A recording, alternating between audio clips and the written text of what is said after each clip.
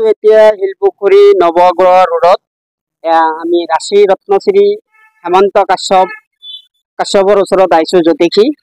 এয়া চাওক, ইয়াত কুণ্ডলী বিচাৰ, নতুন কুণ্ডলী বনোৱা, গ্ৰহ ৰত্ন, গ্ৰহ মূল, গ্ৰহ তান্ত্ৰিক কবচ বনোৱা হয়। ৰত্নসমূহ পৰীক্ষা কৰি প্ৰমাণ পত্ৰ সহকাৰে দিয়া হয়। আমি হেমন্ত কাশ্যপৰ লগত আমি কথা পাতিম। আহক আমি জ্যোতিষী হেমন্ত কাশ্যপৰ লগত আমি কথা পাতিম। দাদা, আপোনাৰ ওচৰত আহিছোঁ। ইয়াতে কি কি আপুনি কৰে, কি কি কৰা হয় আপুনি ক'ব নেকি? ইয়াতে আমি জ্যোতিষৰ যিখিনি বিষয়বস্তু, জ্যোতিষ শাস্ত্ৰৰ যিখিনি আমি বিচাৰ, কুণ্ডলী বিচাৰ, তাৰপিছত আপোনাৰ নতুন কুণ্ডলী বনোৱা হয়, গ্ৰহ ৰত্ন, গ্ৰহ কবচ, এইবিলাক আমাৰ ইয়াতে সকলোবোৰ মানুহৰ যিখিনি সুবিধা সেইবিলাক চাই মেলি আমি এইবিলাক মানুহক ৰেমিডিছ কিছুমান দিয়া যায়। ইয়াতে মানে আপুনি যে খুলিছে অফিচটো, হয় ইয়াৰ পৰা মানুহে কিবা উপকাৰ পাইছে? হয়, যথেষ্ট উপকাৰ পাইছে। যথেষ্ট মানুহ আহিছে। কাৰোবাৰ বিবাহৰ সমস্যা থাকে, কাৰোবাৰ ল'ৰা ছোৱালী পঢ়া শুনাৰ অমনোযোগিতা থাকে, বা আপোনাৰ কিছুমান সৰু সৰু ল'ৰা ছোৱালী আজিকালি যথেষ্ট কিছুমান অসুবিধা কিছুমান থাকে, আৰু কিছুমানৰ চাকৰি বাকৰি সংক্ৰান্তত কিছুমান অসুবিধা থাকে। এনেকুৱা যথেষ্ট মানুহ আমি লগ পাইছোঁ, বহুত জাতক জাতিকা লগ পাইছোঁ জীৱনত। তো তেওঁলোকৰ কিছুমান সমস্যা, এই সমস্যাবিলাক আমি সমাধান কৰিব চেষ্টা কৰোঁ। কিছুমানে ধৰি লওক ছোৱালী কিছুমান আহে, মাংগলিক দিশৰ ছোৱালী আহে, সেই ছোৱালীবিলাকৰ বিবাহ বাৰুত যথেষ্ট পলম হয়। তাৰ বাবদ আমাৰ ওচৰলৈকে আহে বিয়া বাৰুৰ ক্ষেত্ৰত, যে আমাৰ ছোৱালীৰ বিলম্ব হৈ আছে বিবাহ, বা কিছুমানৰ খবৰ ল'ব আহে, বা ঘৰৰ খবৰ লৈ কিনে পিছত আকৌ নহা হয়। যথেষ্ট সমস্যা আহে। সমস্যাবিলাক আমি যিমান পাৰোঁ সমাধান কৰোঁ, আৰু যথেষ্ট আমাক পিছত আহি কৈ থৈ যায় যে আপুনি যি হিচাপে আমাক প্ৰতিকাৰবিলাক দিলে, তেনে ঠিক আমি প্ৰতিকাৰ কৰাৰ পিছত আমাৰ বিয়াখন হৈ গ'ল। তো আমাৰ শুনা পায়ো ভাল লাগে নিজৰ। তো সেনেকৈ যথেষ্ট কিছুমান ল'ৰা ছোৱালী, পঢ়া শুনা ল'ৰা ছোৱালী আহে, পঢ়া শুনা ল'ৰা ছোৱালীবিলাকৰ অমনোযোগিতা থাকে, পঢ়া শুনা কৰিব নিবিচাৰে। তো তেনে অৱস্থাত আমি তেওঁলোককো কিছুমান প্ৰতিকাৰ দিছোঁ, সেইবিলাকো যথেষ্ট সফল পাইছে। মাক বাপেকসকল আহে আমাৰ ওচৰত, জাতক জাতিকা আৰু পেৰেণ্টছবিলাক আহি আমাক ধুনীয়াকৈ কৈ মেলি যায় যে আপুনি দিয়া প্ৰতিকাৰখিনি সুন্দৰ, আমাৰ ল'ৰা ছোৱালীয়ে খুব ভালকৈ এতিয়া পঢ়া শুনা কৰিছে বা ভাল ৰিজাল্ট কৰিছে। তো সেইখিনি গম পালে আমাৰ মনত ভাল লাগে, আনন্দিত হওঁ। সেনেকুৱা কথা আৰু। এড্ৰেছটো হ'ল মোৰ একচুৱেলি দুটা আছে চেম্বাৰ। এটা হ'ল আমাৰ শিলপুখুৰী নৱগ্ৰহ ৰোড, নৱগ্ৰহ স্মশানৰ কাষতে, এইটো গোপীনাথ বৰদলৈ শান্তিস্থল বুলি কয়, অপজিটত। তাৰ অপজিটতে মোৰ চেম্বাৰটো আছে। ৰাশি ৰত্নশ্ৰী বুলি লিখা আছে, হেমন্ত কাশ্যপ। আৰু এটা আছে মোৰ MC ৰোড বাৰোৱাৰী, ৰিপ'জ বেকাৰীৰ লগতে, আৰু সেইখনো ৰাশি ৰত্নশ্ৰী হেমন্ত কাশ্যপ বুলি এইখনতো লিখা আছে। যোগাযোগ কৰিব পাৰে।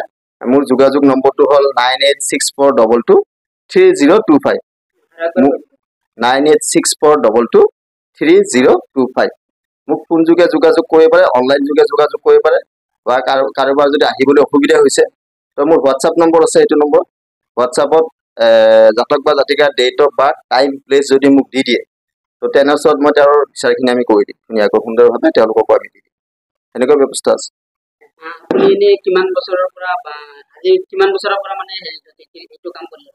হয়, মই জ্যোতিষী কৰা আজি মোটামুটি 14 বছৰে হ'ল। কাৰণ মই 2011-10 মানত মই জ্যোতিষী, এই যিটো শিকা যিটো স্কুল হয়, মই তাতে পঢ়া শুনা কৰিছিলোঁ। মই 3 বছৰ পঢ়িছিলোঁ, জ্যোতিষ ডিপ্ল'মা কৰিছিলোঁ, শাস্ত্ৰী কৰিছিলোঁ, আৰু আচাৰ্য কৰিছিলোঁ। তাৰপিছত মই তেনেকৈ 3 বছৰ কৰাৰ পিছত মই নিজা কৰি দুখনকৈ মই চেম্বাৰ খুলিছোঁ এতিয়া। বৰ্তমান জাতক জাতিকাসকল আহিলে বা যিসকল ব্যক্তি আহে মোৰ ওচৰলৈ আহে, তো মোৰ চাবলৈ গ'লে এতিয়া 14 বছৰ মোৰ এটা ৰানিং পিৰিয়ড চলি আছে, জ্যোতিষ শাস্ত্ৰৰ লগত জড়িত হৈ আছোঁ। বৌদ্ধিক জ্যোতিষ হিচাপে আপুনি কিবা বিধান দিয়ে? হয়, মই বৌদ্ধিক জ্যোতিষ হিচাপে যথেষ্ট বিধান দিওঁ। সেইটো জাতক জাতিকাৰ ওপৰত নিৰ্ভৰ হ'ব, যাৰ যেনেকুৱা সমস্যা থাকিব সেইটোৰ ওপৰত নিৰ্ভৰ হয়। বৌদ্ধিক জ্যোতিষ হিচাপে আমি প্ৰথম কথা, আমি যিখন জাতক জাতিকাৰ কুণ্ডলী থাকে, কুণ্ডলীখন আমি বিচাৰ কৰোঁ।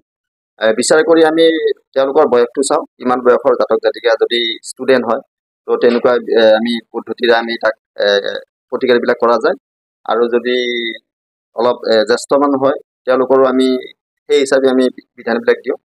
প্ৰথম কথা হ'ল, আমাৰ পুষ্টিখনত আমি চাই লওঁ যে গ্ৰহবিলাকৰ কি পজিশ্যনত বহি আছে, কেনেকুৱা ধৰণত বহি আছে। যদি গ্ৰহৰ যথেষ্ট সমস্যা থাকে, তো আমি কিছুমান মঠ মন্দিৰ দৰ্শন কৰিব দিওঁ। আৰু কিছুমান পুষ্টিও থাকে, যিখন পুষ্টিত আমি মঠ মন্দিৰো দৰ্শন কৰিব লাগে, লগত গ্ৰহৰ ৰত্ন কিছুমান ধাৰণ কৰিব লাগে। তো তেনে কৰিলে তেখেতৰ সফল পায় বা যিখিনি অসুবিধা পাই আছে সেই অসুবিধাৰ পৰা সম্পূৰ্ণভাৱে তেওঁলোকে ভাল ৰিজাল্ট এটা আহে খুব সোনকালে। তো আমি যথেষ্ট আমি বেলেগ বেলেগ ধৰণে বৌদ্ধিক জ্যোতিষ হিচাপে আমি মঠ মন্দিৰ দৰ্শন কৰাওঁ বা গ্ৰহ কবচ পিন্ধাওঁ বা গ্ৰহ পাঠ কৰাওঁ বা এতিয়া কিছুমানৰ ধৰি লওক ত্ৰিপাপ লাগি থাকে, ত্ৰিপাপৰ সমস্যাত আমি গ্ৰহৰ পূজা পাঠ কৰাওঁ। আৰু কিছুমানৰ ধৰি লওক আপোনাৰ দশা হিচাপে আমি দশা অন্তৰ্দশা চাওঁ।